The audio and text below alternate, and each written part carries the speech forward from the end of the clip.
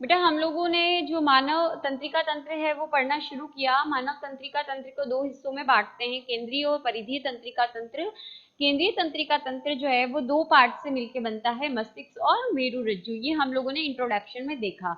अभी आज जो हम लोग शुरू करेंगे वो मानव मस्तिष्क की आंतरिक संरचना के बारे में पढ़ेंगे। तो मानव मस्तिष्क जो होता है वो शरीर का सबसे कोमल अंग माना जाता है। मस्तिष्क जो है वो क्या है, मानव शरीर का सबसे कोमल अंग माना जाता है।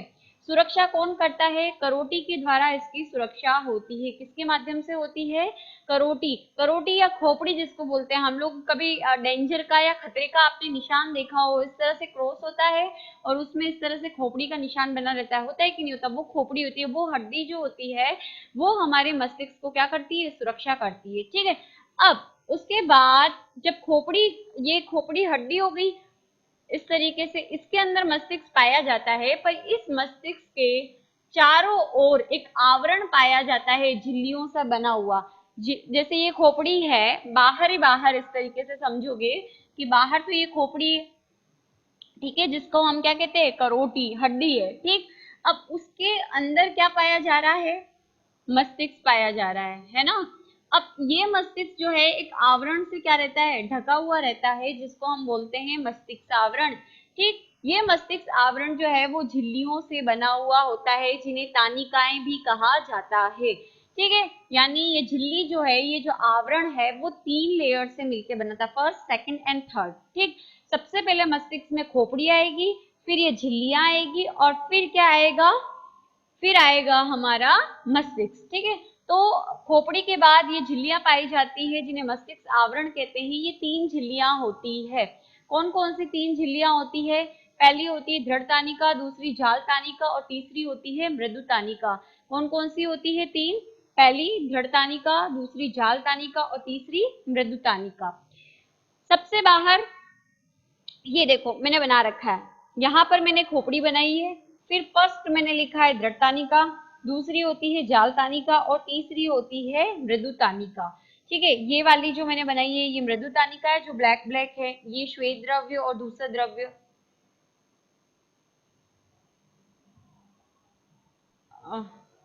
आप लोगों को दिख नहीं रहा है, इसको मैं थोड़ा सा नीचे करती हूँ।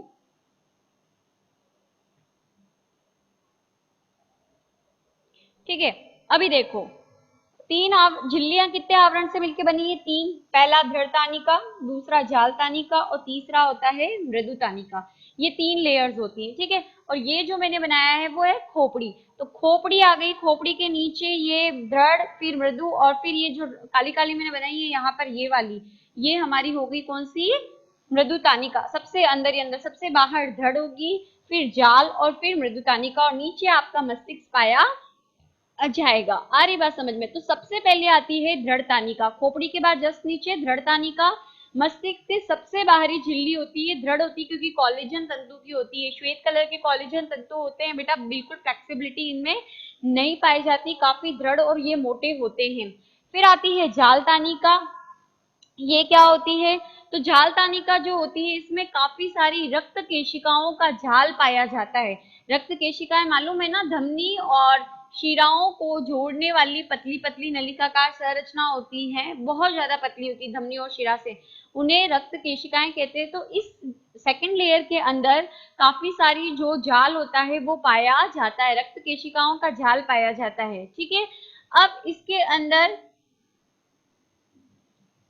ये बनी किसकी होती है, तो ये बनी होती है कोलेजन और एलास्टिन तंतुओं की। मतलब एलास्टिन जो पीले कलर के तंतु होते हैं, 11वीं पे हम लोगों ने पढ़ा कि उनमें कुछ क्या होती है, फ्लेक्सिबिलिटी होती है, कुछ लचक जो है, मुलायमपन जो है वो पाया जाता है। तो ये जाल तानिका होती है।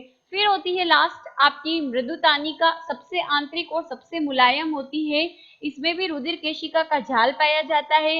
रुधिर केशिकाओं में उपस्थित रक्त के कारण मस्तिष्क व मेरुरज्जु को क्या होता है, पोषण प्राप्त होता है। इन केशिकाओं का क्या इंपॉर्टेंस है कि इन केशिकाओं में ऑब्वियस सी बात है क्या पाया जाएगा, रक्त पाया जाएगा। और ये जो रक्त होता है वो मस्तिष्क व मेरुरज्जु को क्या प्रदान करता है, पोषण प्रदान करता है। ठीक है। तो ये हो गई दृढ़ तानिका, ये जाल तानिका, ये मृदु तानिका। फिर आप ये देखो मृदु तानिका कुछ उभार के रूप में इस तरह से निकली हुई है ना। तो ये दो जो उभार होते हैं, ये उभार इस मस्तिष्क के अंदर क्या होते हैं, मस्तिष्क की गुहा के अंदर क्या होते हैं, पाए जाते हैं। यानी मस्तिष्क की गुहा में उभार के रूप में लटकी रहती है कौन, मृदुतानिका। लटके भागों को रक्त जालक कहते हैं। ये जो लटका हुआ भाग है ना, इसे क्या कहेंगे, रक्त जालक। समझ आ गया। तो इस तरीके से ये होगी 3 लेयर्स हमारी, इंपॉर्टेंट है, पढ़ना है इनको। फिर आता है कि इसके अंदर 3 गुहा पाई जाती है, 3 गुहाओं का निर्माण करती है। देखो, खोपड़ी और धृतानिका, ये खोपड़ी और ये धृतानिका, उसके बीच में जो गैप पाया जाता है उसे कहा जाता है एपिड्यूरल गुहा। ठीक है। फिर उसके बाद धृतानिका और जालतानिका, उसके बीच में जो गैप पाया जाता है या खाली जगह पाई जाती है उसको बोलते हैं सबड्यूरल गुहा। फिर है मृदुतानिका। मृदुतानिका और जालतानिका, धृतानिका सबसे ऊपर आएगी, उसके नीचे जालतानिका आएगी। तो खोपड़ी और धृतानिका के बीच में तो एपिड्यूरल है, धृतानिका और जालतानिका के बीच में जो खाली स्थान है उसको सबड्यूरल कहेंगे, और जालतानिका और मृदुतानिका के बीच में जो गैप है उसे सब ऑर्किनोइड गुहा के नाम से जाना जाएगा। क्या कहा जाएगा, सब ऑर्किनोइड गुहा कहा जाएगा।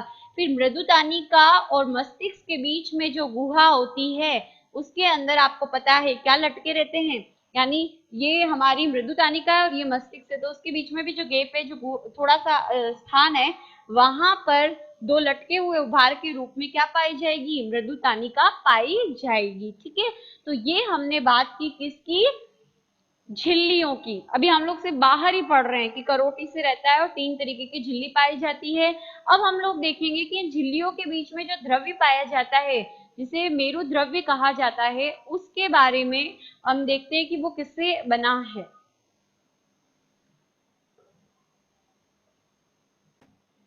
ओके, नेक्स्ट हमारा जो टॉपिक है वो प्रमस्तिष्क मेरु द्रव्य या सेरेब्रो स्पाइनल फ्लूइड या CSF कहते हैं इसको। तो मस्तिष्क की जाल तानिका व मृदु तानिका, देखो पहले थी लेयर दृढ़ तानिका, फिर जाल तानिका और फिर मृदु तानिका। तो जाल तानिका और मृदु तानिका के बीच क्या पाया जाता है, एक तरल पाया जाता है जिसको हम क्या कहते हैं, CSF या प्रमस्तिष्क मेरु द्रव्य कहते हैं। आ रही बात समझ में।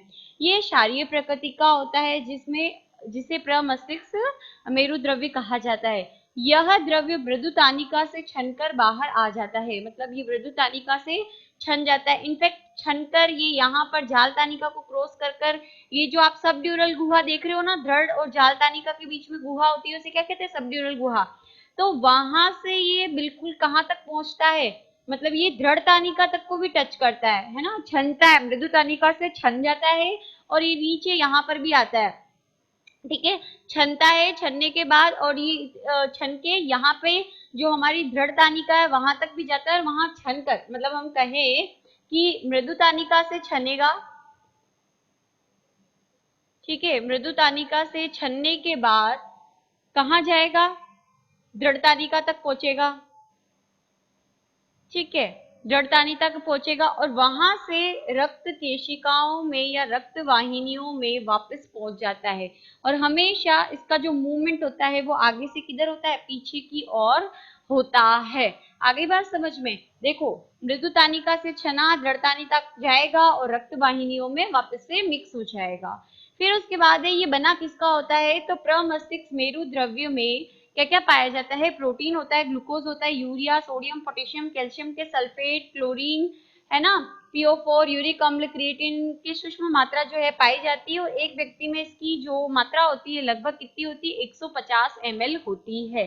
अब इसके काम क्या क्या होते हैं, एक तो आघात से सुरक्षा करना। ठीक है, पहला काम क्या हो गया, सुरक्षा करना। ठीक है, मस्तिष्क को नम बनाए रखना। ठीक, अब इसके अंदर कुछ ऐसे कंटेंट होते हैं जो मस्तिष्क की रोगाणुओं से क्या करता है, रक्षा करता है। तो रोगाणुओं से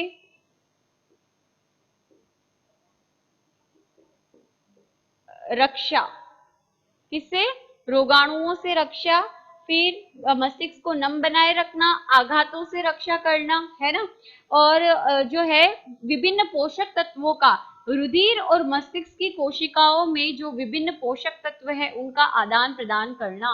ये किसका काम है? सेरिब्रोस्पाइनल जो फ्लूइड होता है, जो कि किसके बीच पाया जाता है? जाल तानिका और मृदु तानिका के बीच, और मृदु तानिका से ये कंटिन्यू छनता रहता है। ठीक है, छनता है, मस्तिष्क के चारों ओर फैला रहता है। इनफैक्ट कहाँ तक पहुंच जाता है? दृढ़ तानिका को भी, दृढ़ तानिका तक भी ये पहुंच जाता है छन कर, है ना। तो इस तरीके से ये छन छन कर पहुंचता रहता है और विभिन्न पोषक तत्वों को क्या करता है? नीचे क्या है? मस्तिष्क ही है, यहाँ से छनेगा तो क्या करेगा? पोषण किसको देगा? मस्तिष्क को देगा, तो पोषण देने का काम करता है। तो ये आपके दो टॉपिक हुए। अब हम मस्तिष्क के विभिन्न जो भाग है, अग्र मस्तिष्क, मध्य मस्तिष्क और पश्च मस्तिष्क, उसके बारे में नेक्स्ट वीडियो में पढ़ेंगे।